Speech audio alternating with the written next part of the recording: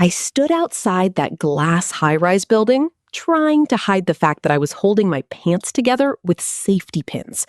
Not one, 3, because the zipper had broken that morning, and I didn't have $20 to buy a new pair.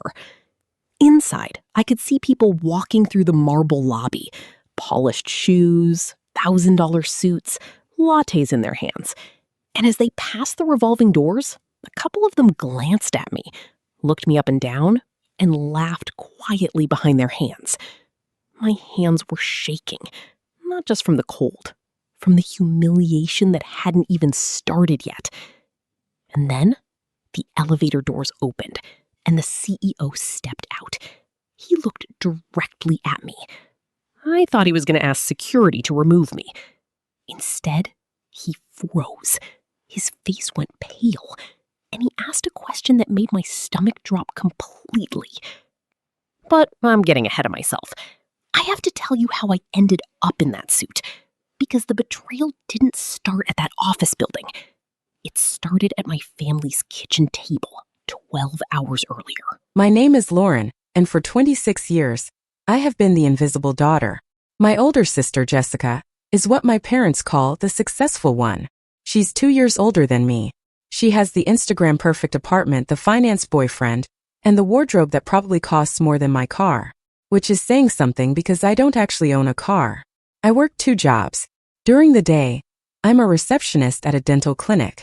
At night, I do data entry from my studio apartment that's so small, my oven doubles as my storage closet. I had been saving for 6 months just to buy a decent interview outfit. I had $200 in an envelope hidden under my mattress. That was my dream fund. The interview was for a junior analyst position at Sterling & Company. It was a long shot.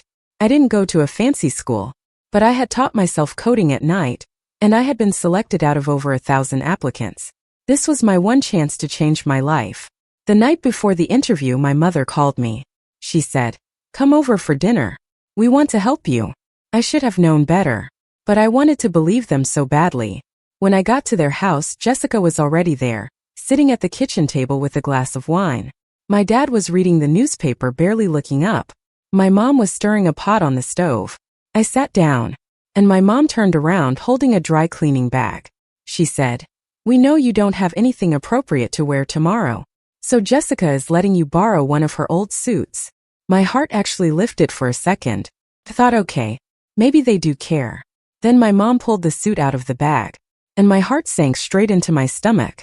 It was a boxy navy blue blazer, shoulder pads from the 1980s, and pants that looked like they belonged to a man twice my size. It was the suit Jessica wore to her first high school debate tournament, 12 years ago, when she was 15. I looked at Jessica.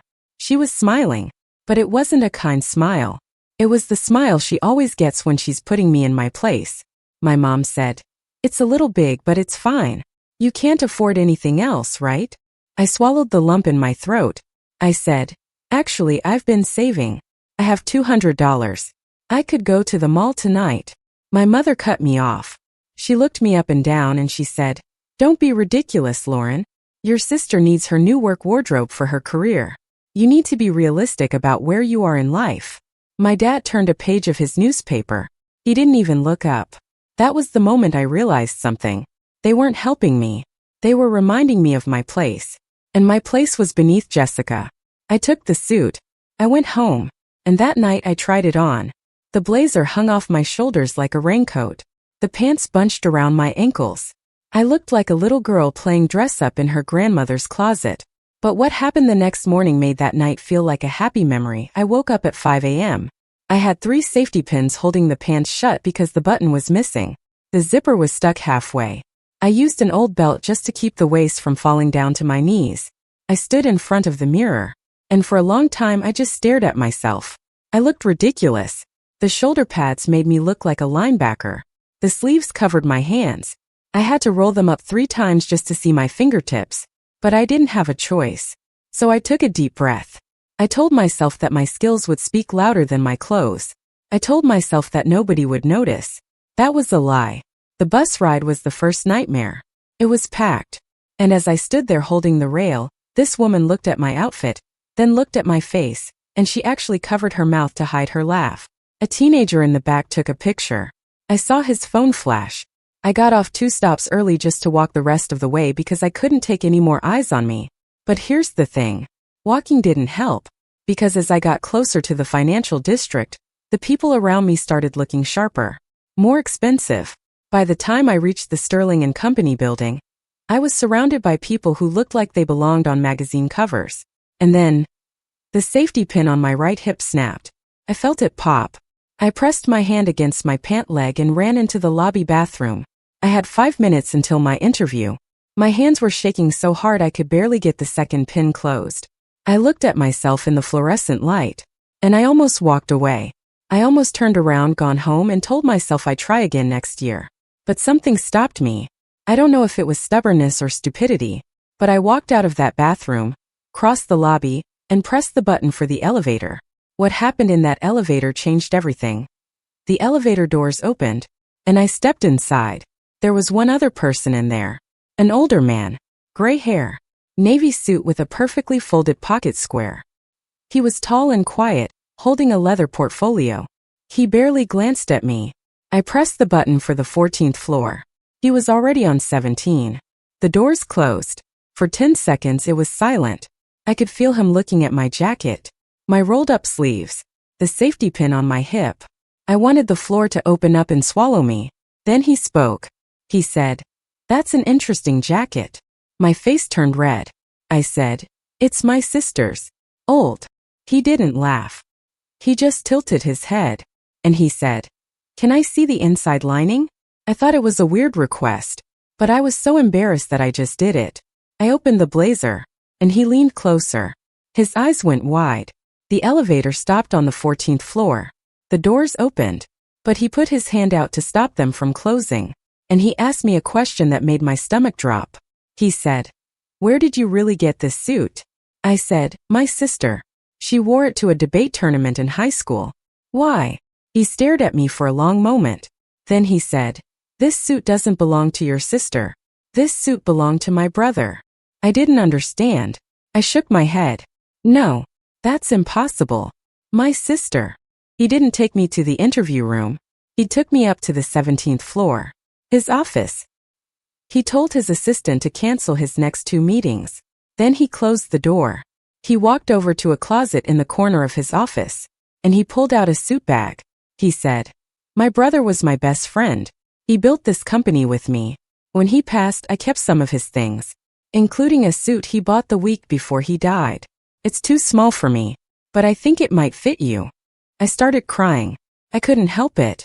He handed me the bag. He said, "Take 10 minutes. Change in my private bathroom, and then we're going to have that interview." I walked into that bathroom, and when I opened the bag, I saw the most beautiful charcoal gray suit I had ever seen. Fit perfectly, like it was made for me. I walked back into his office. He looked at me. He didn't smile, but his eyes were soft. He said, "Now, let's talk about what you can actually do." The interview lasted an hour. I didn't stumble. I didn't feel embarrassed. For the first time in my life, I felt like I belonged. At the end of the hour, he stood up. He shook my hand, and he said, "You start Monday. And Lauren, keep the suit." I didn't tell my family I got the job. I waited. I let them think I had bombed the interview. For 2 weeks, my mom kept calling me, asking if I had heard back yet. I told her no. I could hear the satisfaction in her voice. She said, "Well, maybe next time you'll listen to us and aim lower." Jessica posted a photo of her new work bag on Instagram. The caption said, "Some of us are built for success." I didn't say a word. Then 3 weeks later, Sterling & Company ran a press release announcing their new junior analyst class. My photo was on the company website. My bio. My name. My mom called me screaming, "You got the job. And you didn't tell us." I said, "You said I needed to be realistic about where I was in life. So I kept it realistic." She hung up on me. Jessica showed up at my apartment 2 hours later. She was furious. She said, "That was supposed to be my network. I could have used that CEO for my clients. You stole that from me." I looked at her, and for the first time I didn't feel small. I said, "You gave me a dead man's suit to humiliate me, and that dead man's brother gave me a future. So maybe next time, Jessica, Don't hand someone your weapon and expect them not to use it. But here's the part one didn't see coming. 6 months later, the CEO, Mr. Sterling, called me into his office. He had a file on his desk. My family's file.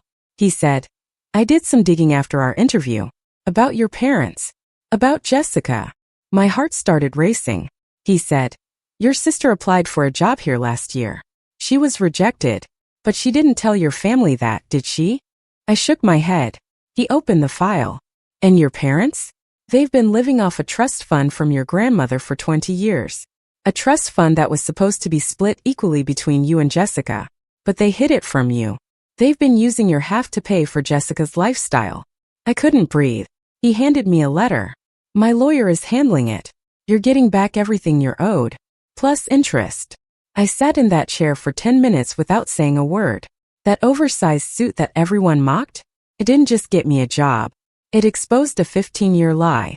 It gave me back my inheritance. And it gave me something my parents never did.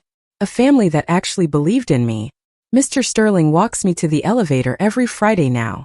He calls me his good luck charm. Last week, he gave me a framed photo of his brother Thomas. He said, "He would have liked you. You fight for things." My parents have tried to call me 100 times since the trust fund was uncovered. I don't answer. Jessica sent me a long text message last month. She said, "You've changed. You used to be nice." She's right. I did change. I stopped being nice. I started being valuable. And here's the truth I learned through all of this. Sometimes the people who are supposed to lift you up are the ones who push you down the hardest. Not because you did anything wrong, but because your light reminds them of their own darkness. That suit wasn't a humiliation. It was a clue. It led me to the truth. It led me to someone who saw my worth when my own family refused to. So if you're watching this right now, and you're wearing hand-me-downs or safety pins or broken shoes, don't you dare walk out of that building. Because the person who notices you might be the one who changes your life forever. And the people who laughed? They'll be the ones left outside the revolving doors, wondering how you got in. Have you ever been humiliated by your own family? Comment your story below. And don't forget to subscribe for more karma stories.